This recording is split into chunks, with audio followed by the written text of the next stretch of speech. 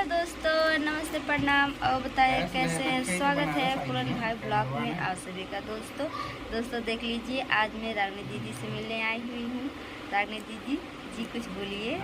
हाय दोस्तों, सभी का स्वागत है दीदी के चैनल में। आप लोग खूब सारा प्यार आशीर्वाद दीजिए।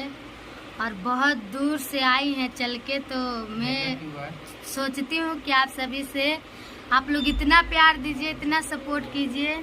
क्या नाम है दीदी? पूनम दीदी? फूलन दीदी। फूलन भाभी ब्लॉग हमारे चैनल का नाम। अच्छा प्यार चाहिए। हाँ? हम कभी किसी प्यार मांगत बाटो। तो आप लोग खूब सारा प्यार आशीर्वाद दीजिए। और चैनल पे नए हैं तो चैनल को सब्सक्राइब जरूर कर लीजिएगा और ढेर सारा आशीर्वाद दीजिए। बहुत दूर से चल के आई हैं फूलन भाभी जी। आप लोग की भाभी लगेंगी तो हमारी भी भाभी, सलाम दीदी कर रहे हैं। तो हमारे भाभी लगी है। तो आप लोग खूब सारा प्यार दीजिए। और मेरा एक गाना अभी रिलीज हुआ है अनुराग म्यूजिक करके चैनल पे। नाक के नथुनी, हाथ के कंगना, नशा के खातिर सब बेचल सजना। लीवर में फीवर हो जाई, छड़ बजे ना दारू के। मानल कर बात राजा अपन में हरारू के।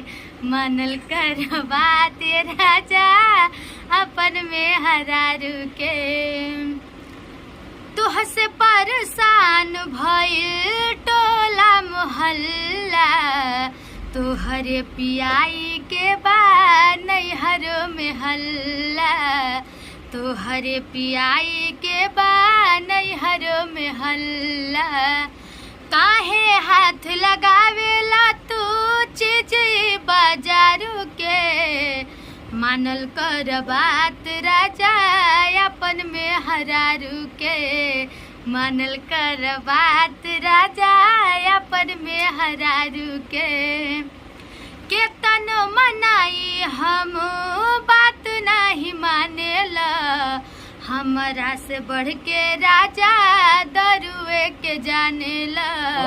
हमरा से बढ़ के आंसू दरुए के जानेला। समझाइब हम छोड़ब नहीं, देखला तू मारू के। मानल कर बात राजा अपन में हरारू के। मानल कर बात राजा अपन में हरारू के। तो गाना कैसा लगल कमेंट करके जरूर बताई जा। और खूब अच्छा कमेंट करी, अपन प्यार आशीर्वाद दी। चैनल के ज़्यादा से ज़्यादा सपोर्ट करी जा और लाइक करी जा, फॉलो करी जा। चैनल पे नया बानी जा तो सब्सक्राइब जरूर कर लीजा। और इन्हों सिल्वर बटन आ जाए। 45,000 हो गए बा सब्सक्राइबर इनका। 1 लाख हो जाए। कुछ नहीं।